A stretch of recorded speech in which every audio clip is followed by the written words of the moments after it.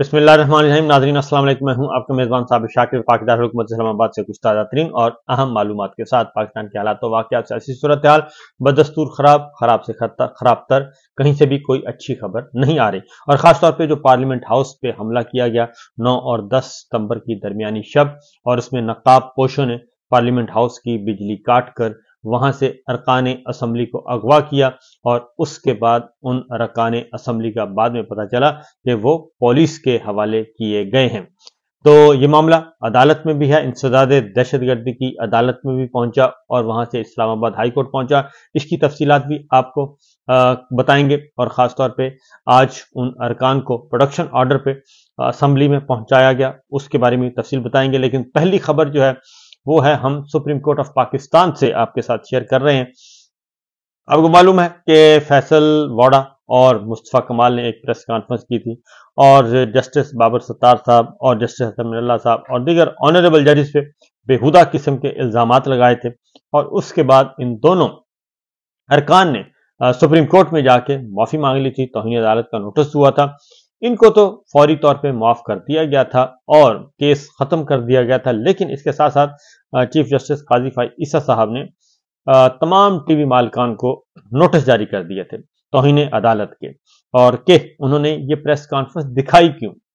तो उनको तो माफ कर दिया जिन्होंने ये सारी बातें की थी, और फैसल वाडा आए और मुस्तफ़ा कमाल साहब आए, उनको तो बाइज्जत तौर पे माफ करके बरी करके उनको भेज दिया। चापलूसी भी की गई साथ साथ। लेकिन टीवी मालिकान को बुला लिया गया, और टीवी मालिकान आज आए थे, और तमाम के तमाम तकरीबन मोस्टली आए हुए थे। और सबसे पहले 4 रुकनी बेंच था चीफ जस्टिस काजी फाइज साहब की सरबराही में, और इसमें उन्होंने पूछा काजी साहब ने कि जनाब सबसे बड़ा नेटवर्क कौन सा है। तो फैसल सिद्दीकी साहब ने कहा जियो और ARY। तो फैसल सिद्दीकी साहब जो वकील थे, उन्होंने दोनों बड़े चैनल्स के जवाब अदालती हिदायत पर पढ़कर सुनाए।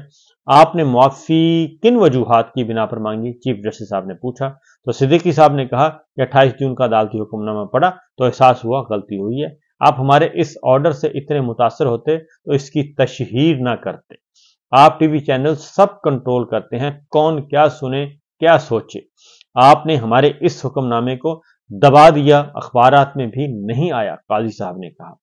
और काजी साहब ने यह भी फरमाया कि आपने सनसनी फैलानी होती है, यूट्यूब पर भी डॉलर्स ही देखे जाते हैं, और मैंने अपने कैरियर में यह पहला तौहीन अदालत का केस उठाया है। अब काजी साहब को कौन समझाए कि काजी साहब में और जनरल बाजवा में ये बड़ी कदर मुश्तरक है। वो भी सहाफ़ियों और एंकर्स की तनख्वाहों पे नजर रखते थे, और काजी साहब भी यही काम करते हैं कि तनख्वाह कितनी है, यूट्यूब पे कितने पैसे आ रहे हैं, डॉलर्स कहाँ से आ रहे हैं। तो ये वो कहते रहते हैं आपने सनसनी फैलानी होती है, यूट्यूब पर भी डॉलर्स ही देखे जाते हैं। मैंने अपने कैरियर में ये पहला तौहीन अदालत का केस लिया है। हर तरफ चोर चोर हो रही होती है, किस तरह का मुल्क चाहते हैं। गालियां नशर नहीं होंगी तो रेटिंग कैसे आएगी, चीफ जस्टिस साहब ने कहा। उनकी अपनी फैमिलीज को गालियां पड़े तो फिर देखें, चीफ जस्टिस साहब ने कहा। हम किसी को जेल नहीं भेजना चाहते, मगर एहसास जिम्मेदारी तो है। क्या आपको सख्त टीचर जैसा पैमरा ही चाहिए जो बताए कि क्या ठीक है और क्या नहीं, और मुल्क को तबाह किया जा रहा है, बाहर से किसी की जरूरत नहीं है। टीवी चैनल्स को क्या सनसनी खेज रिपोर्टर्स ही चाहिए, चीफ जस्टिस साहब ने कहा। और उन्होंने कहा कि आपको वही रिपोर्टर्स नहीं चाहिए जो संजीदा खबर लाएं। कुछ ऐसे कोर्ट रिपोर्टर्स भी भेज दिए जाते हैं जिनको पता ही नहीं होता कुछ। जियो खासतौर पर इसी पर्सन को दोबारा भेज देता है, 80 जियो खासतौर पर 80 इसी पर्सन को दोबारा भेज देता है। सनसनी ना फैलाने वाले रिपोर्टर्स को निकाल दिया जाता है। फैसल वाडा मुस्तफा कमल की माफी की तशहीर नहीं की गई, और क्या किसी चैनल ने फैसल वाडा और मुस्तफा कमाल की गुफ्तगू की मजम्मत की। टॉक शोज में बात होती रही, न्यूज में तो मजम्मत नहीं होती।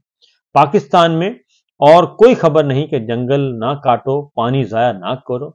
पार्लियामेंट को पीटीवी के अलावा कोई और कवर नहीं करता। ऐसा नहीं है कि पार्लियामेंट को सब कवर करते हैं, चीफ जस्टिस साहब ने कहा।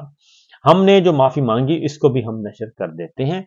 फैसल वाडा और मुस्तफा कमाल आम आदमी नहीं थे, चीफ जस्टिस साहब ने कहा।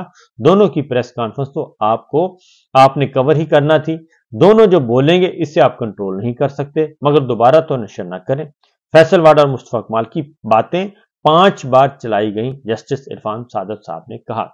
اب یہ جو باتیں قاضی صاحب کر رہے ہیں کہ جناب صرف پارلیمنٹ کی کوٹ پی ٹی وی کور کرتا ہے یا اس طرح کی باتیں، اور دوسرا اصل مسئلہ کیا ہے قاضی صاحب کا یہ مسئلہ نہیں ہے۔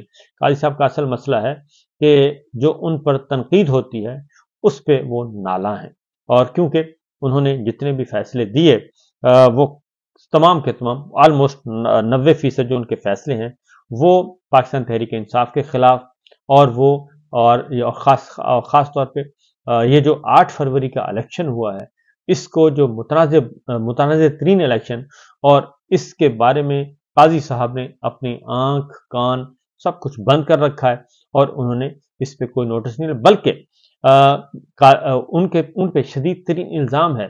اور کمشنر راول پنڈی جو ہیں لیاقت چٹھا صاحب، وہ باقاعدہ طور پہ ایک پریس کانفرنس کر کے اپنی ساری بات بتا چکے ہیں، لیکن اس کے باوجود ابھی تک اس کا کوئی جواب نہیں دیا گیا۔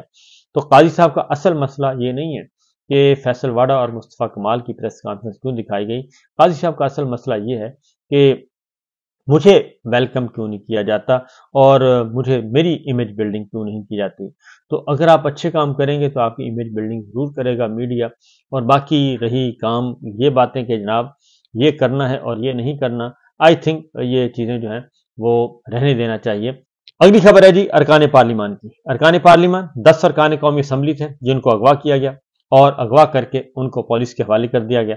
اس کے بعد ان ارکان کا جسمانی ریمانڈ دے دیا گیا 8 دن کا انسداد دہشت گردی کی عدالت نے، اور یہ از خود ایک حیران کن فیصلہ تھا کہ ایک جھوٹا بے بنیاد مقدمہ ہے اور ایف آئی آر درج کروائی گئی، اور ایسی ایف آئی آر کے بارے میں جو ٹرائل کورٹس ہیں وہ خود اپنا مائنڈ اپلائی نہیں کرتی۔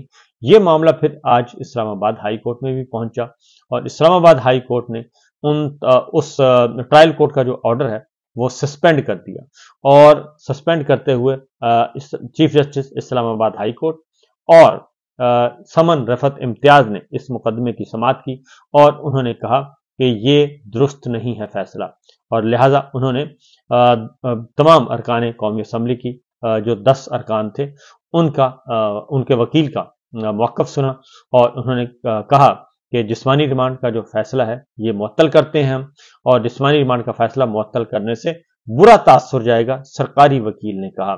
تو کیا برا تاثر جائے گا؟ میں واضح آبزرویشن دے چکا ہوں، اگر ہم کوئی آرڈر کرتے ہیں تو ملزم جوڈیشل ہو جائیں گے، اور جسمانی ریمانڈ کا یہ آرڈر برقرار تو نہیں رہ سکتا، لیکن اگر ہو گیا تو کیا ہو گیا؟ عدالت کو زیادہ لمبا جسمانی ریمانڈ نہیں دینا چاہیے، اور ٹرائل عدالت نے اپنے آرڈر میں ریمانڈ کی کوئی وجوہات بھی نہیں لکھی، یہ وکیل نے کہا۔ ارکان اسمبلی کے جو وکیل تھے انہوں نے کہا آپ اس جسمانی ریمانڈ کے فیصلے کا کیسے دفاع کریں گے؟ چیف جسٹس عامر فاروق صاحب نے پروسیکیوٹر سے پوچھا، سرکاری وکیل سے، ایف آئی آر پڑھ کر سنائیں، اور اسلام آباد ہائی کورٹ نے ایف آئی آر سنی، اور اس کے بعد اس کیس کو اس ریمانڈ آرڈر کو معطل کر دیا، اور سماعت جو ہے وہ کل تک ملتوی کر دی ہے۔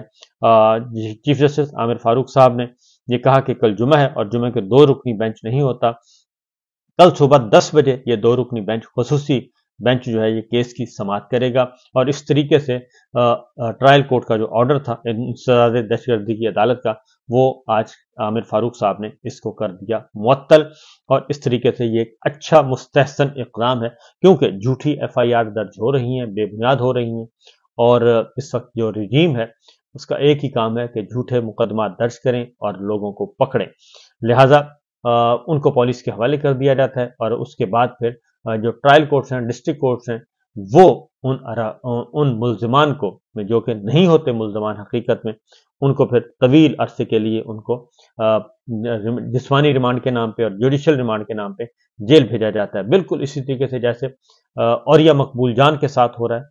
وہ بزرگ ہیں اور تقریباً 70 سال سے زیادہ ان کی عمر ہے، ان کے ساتھ بھی یہی سلوک کیا جا رہا ہے کہ ان کے بیس لیس مقدمات ہیں، پولیٹیکل وکٹمائزیشن ہو رہی ہے، اور ان کو ابھی تک جیل میں رکھا ہوا ہے، جبکہ ایک اور مقدمہ درج ہو چکا عمران ریاض اور دیگر کے خلاف۔ عمران ریاض کے خلاف بھی یہی ہے جی، اور ان کے خلاف بھی پیکا ایکٹ کے تحت مقدمہ درج ہوا ہے، اور اس طریقے سے بہت سارے اور بھی جرنلسٹوں کے خلاف بھی، اور عام شہریوں کے خلاف بھی، سیاسی رہنماؤں کے خلاف بھی، جن کا تعلق پاکستان تحریک انصاف سے ہے، یا وہ اس وقت آئین کی بالادستی کی بات کر رہے ہیں، جمہوریت کی بات کر رہے ہیں، قانون کی حکمرانی کی بات کر رہے ہیں، ان کے خلاف یہ سارے اقدامات کیے جا رہے ہیں۔ دوسری جانب جی ارکان پارلیمان جن کو 9 اور 10 ستمبر کی درمیانی شب اغوا کیا گیا تھا پارلیمنٹ ہاؤس سے، ان سب کے بارے میں جب احتجاج ہوا، سخت ترین احتجاج ہوا اور پوری دنیا میں پاکستان کی رسوائی ہوئی، تو بالآخر اسپیکر قومی اسمبلی نے بھرپور احتجاج کے بعد، ارکان کے بھرپور احتجاج کے بعد اور پاکستان پیپلز پارٹی اور حکومتی جماعتوں نے بھی پریشر ڈالا تو ان کے پروڈکشن آرڈر کل جاری کیے تھے۔ آج ان تمام ارکان کو لایا گیا ہے اور پارلیمنٹ لایا گیا اور انہوں نے آج قومی اسمبلی کا اجلاس اٹینڈ کیا۔ تمام کے تمام ارکان اس میں شیر افضل مروت تھے، زین قریشی تھے، شیخ وقاص اکرم تھے، مولانا نسیم تھے، احمد چٹھا تھے۔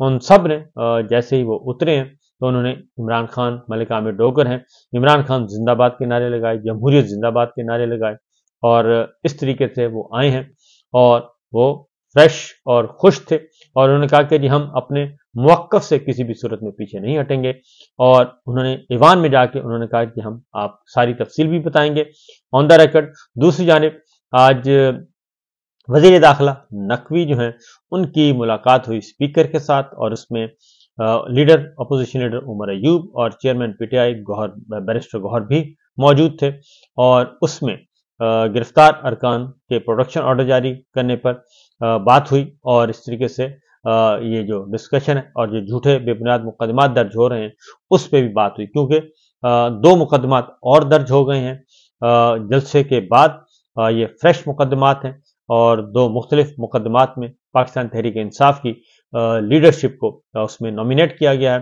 اور 2 مقدمات ہیں، ایک سنگجانی میں اور ایک تھانہ نون میں اور دونوں میں یہ کام کیا گیا ہے۔ پھر اس ساری صورتحال پہ خاص طور پہ یورپی یونین کا وفد بھی آج آیا اور وہ بھی آج پارلیمنٹ ہاؤس پہنچا اور وہ بھی اس سانحے کے بعد پہنچا ہے جو واقعہ ہوا ہے پارلیمنٹ ہاؤس پر حملے کا، کیونکہ پوری دنیا میں پاکستان کی اس سلسلے میں ہو رہی ہے بدنامی۔ تو یہ ہیں اب تک کی اطلاعات اور خبریں، باقی انشاءاللہ اگلے ولاگ میں اجازت دیجیے، اللہ حافظ۔